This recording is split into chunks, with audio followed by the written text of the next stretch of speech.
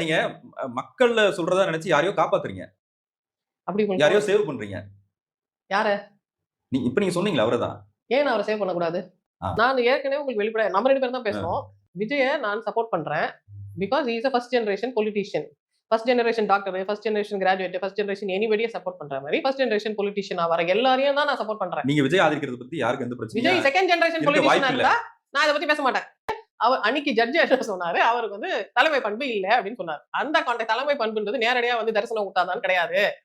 ஏதோ ரூபத்துல வந்து இத பாருங்க நான் உங்களுக்காக இருக்கிறேன்னு இல்ல அப்ப இப்ப விஜய் பத்தி பேசிட்டீங்க. அதுவும் ஒரு விதமான தலைமை பண்பு. அதுவும் ரெகக்னைஸ் பண்ணுங்க நான் சொல்றேன். நீங்க இப்ப விஜய் பத்தி பேசிட்டீங்கல்ல. அவர் அனிதா வீட்டுக்கு போனாரு. ஆமா.